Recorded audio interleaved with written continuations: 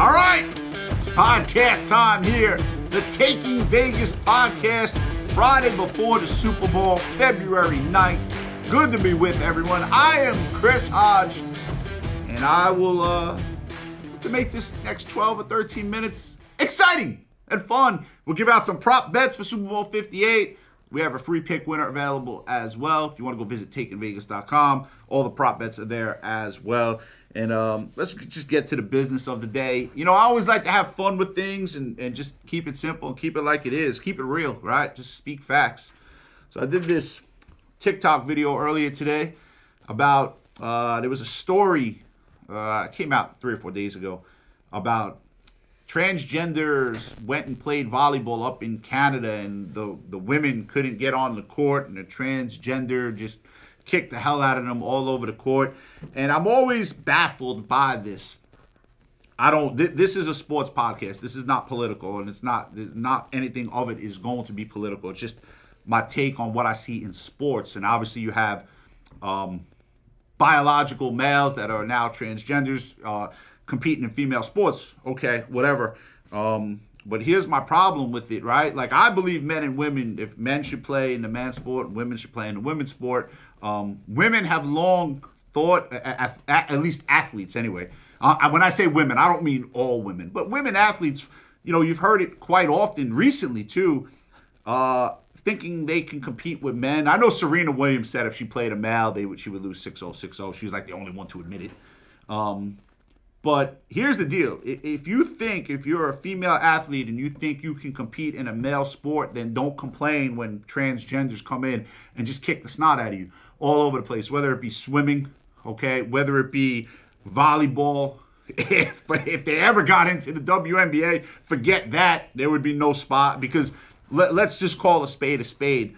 And I said this on a podcast years ago, and I am not changing my tune at all, ever, and I'm never apologizing for it, okay?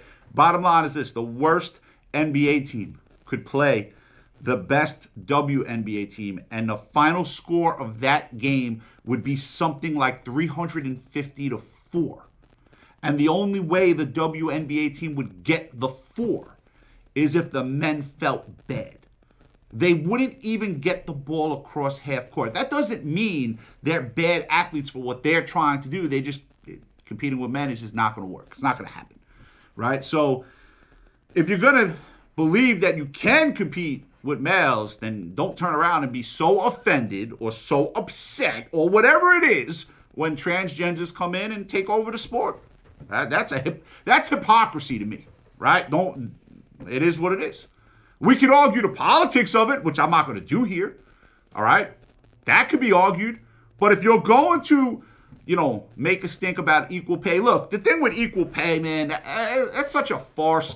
I have 3 secretaries that work here, right, for me, and they are extremely great at their job. One of them I pay higher than one of the men I have here working. Why do I do that? Because she brings more to the table than the male that I have working for me. The female brings more to the table, hence she deserves more, okay? It's not, oh, man, woman. It's who does the job better, right? Who, if you're talking about sports now, who brings in more ticket sales? Who brings in better TV ratings? Who do people want to go to watch? And the answer to that is male athletes. That's the answer. Don't shoot the messenger. Don't make me look like I'm some misogynistic idiot, okay? So if you're going to have that in terms of, you guys complained about equal pay, women, especially the athletes. You've screamed that you can compete with men. Okay, it's a free country, freedom of speech. You're allowed to have it. But then don't turn around and be overly offended when transgenders just come in. What did you think was going to happen, right? Did you not think? I mean, there was a video. It was like a month and a half ago. It was a transgender volleyball player just going up and smacking the ball, and he literally destroyed some poor girl's face. And no one wants to see an injury. No one wants to see that happen.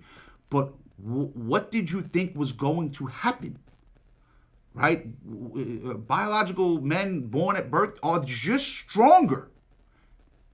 Nothing more to say on the matter. So I did a TikTok video. Hey, got a couple people riled up about it. But you know what? It's all in good fun. And it is what it is. Over to the Super Bowl. Obviously, that's what everyone is concerned about for the weekend. And I think it's going to be a great game. I really do. I think at the end of the day, I believe the two best football teams got there. Now, you're going to have the Baltimore Ravens fans upset about that because they were probably the best team during the regular season. They kicked the hell out of San Francisco on that Christmas Day game. But I think when it's all said and done at this moment right now, I think San Francisco and Kansas City are the two best teams remaining. So I think it's going to be a fascinating Super Bowl. It's a rematch of a Super Bowl a few years ago when Mahomes won his first, and San Francisco had them on the ropes in that game. Let's see what they've learned because there's a good amount of star players that were on that San Francisco team that are now returning. Obviously, you're going up against the beast, and to me, the beast is Pat Mahomes. Pat Mahomes, we're watching it in front of our eyes. He's, Jordan-esque. He's Brady-esque. Every time I watched Tom Brady as he got a little bit later into his career, maybe the last 10 or so years of his career, but he was with the Patriots and obviously closing out his career with Tampa Bay. I would watch games, and if he got the ball last, whether they were tied, losing, or like if he had to go down and score, you just got the impression that he was going to go down and score, right? Just no different than watching Jordan, right? If the Bulls were losing late and Jordan had the ball, you expected Chicago to win that game. He was just going to make a play. And it's been very rare. Kobe, definitely one of those athletes too. He's going to take the last shot. But very rare do you have those type of athletes. The three I just mentioned, and I don't count like the individual sports. Like you watch, Floyd Money Mayweather, he's going to win a fight, right? But I'm talking about just a team sport where guy has to go down and make a play. There are very few that you just happen to know they're going to go make a play. And if Pat Mahomes gets the ball back in the Super Bowl, let's say down a score, let's say down 3, down 4, whatever, with about 2.5 minutes to go, I think it would be a safe bet to say he's going to go down the field and get the job done. But that's if they're only down by one score, right? You don't know. It could be, San Francisco could blow them out. Kansas City could be up in the game. I think it's a fascinating game and a very hard game to call. So you could text the word win to the number 545454. We're going to have a free pick for you on our text line. By the way, the text line free picks, they're 7-0 over the last 7 games. So you want to take advantage of that. Super Bowl picks up right now. Again, text the word win to the number 545454. Now, let's get to some prop bets. Let's have some fun. And these are available at takingvegas.com. I'm talking about them. When I did Sports Investors Daily last week, the radio show I do on Saturday and Sunday, I mentioned them. I'm going to mention them again on tomorrow's version of Sports Investors Daily. Same picks. Kelce over 72.5 yards, like that.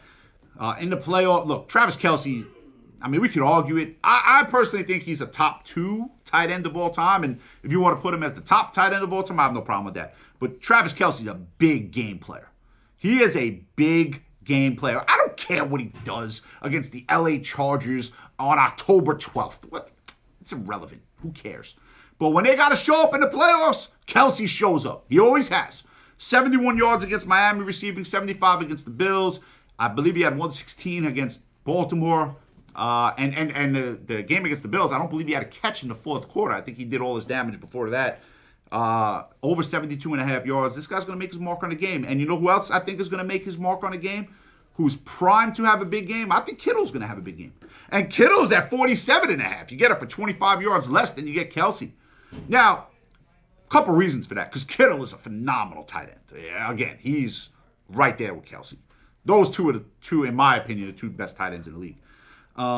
Thing with Kittle is you're dealing with CMC is going to get his touches. Ayuk's going to get his touches. Debo's going to get his touches. But we know this about big games. When young, inexperienced quarterbacks, and Purdy is a young, inexperienced quarterback for this moment. When they get in trouble, they tend to look at old reliable. Who's old reliable? A good tight end that can catch the ball. So I think Kittle's going to have some opportunities there, especially if plays break down. Purdy will be looking for him. So we're going to go with over 47.5 receiving yards for Kittle. You know who else I like for an over here? Brock Purdy, over 11.5 rushing yards. Look, the Chiefs don't give up a lot of rushing yards to running backs, but in the playoffs, Tagovailoa had 25 yards when they played against Miami. Josh Allen went off for 72. Lamar Jackson went for 54. I mean, you really just got to get half of what Tua got, right? I mean, Brock Purdy's number in this game is 11.5. So I like the over there. This one hasn't been popular. In fact, it really hasn't been popular. I like under 90.5 rushing yards for CMC. Now, look, when you say this, it's like you're putting a man down. No one's putting the goddamn guy down, right? I mean, he's going to get his yards, okay? But the fact of the matter is, and I know Kansas City has some injuries, but again, the fact of the matter is this, and we like to keep things at facts. Kansas City's played 20 football games this year. One running back has exceeded this total. That was the kid White from Las Vegas on Christmas Day. Okay, one running back has exceeded this total. Look at the playoffs. Mostert went for 33 when they played Miami. Cook went for 61 when they played Buffalo. Now, Edwards went for 20, but Baltimore for some reason didn't even try to run the ball. I don't know why. I can't explain it. But that's about, think about it, 81. That's about 114 yards to running backs, main running backs in the playoffs. And this guy's at 90.5 today. I think that's a high number. So we'll go with under 90.5. And there's some Super Bowl prop bets. And then if you want the free pick, as the podcast coming to an end in a couple moments, just text the word win to the number 545454. You get a free pick on the Super Bowl. So hope you enjoy listening to us. It's a really big weekend coming up. Look, there's some big college basketball action for Saturday. We'll look to take advantage of that. We've been really hot in college hoops right now. For Friday night, if you're going to have enough time, because I did this podcast a little late here. It's about 3:40 Eastern time. I think Dayton is a trap tonight. I think Dayton is a trap, -1.5 at VCU Friday night. So if you're able to catch this before then, maybe take advantage of that. If not, I apologize. But again, you can get the free pick winner for the Super Bowl on the text line. Guys, have a great Friday. Enjoy the big game. It's going to be a fun Sunday, as it always is. Have a great weekend, and we'll catch you back here next week on the Taking Vegas podcast. Have a great day, everyone.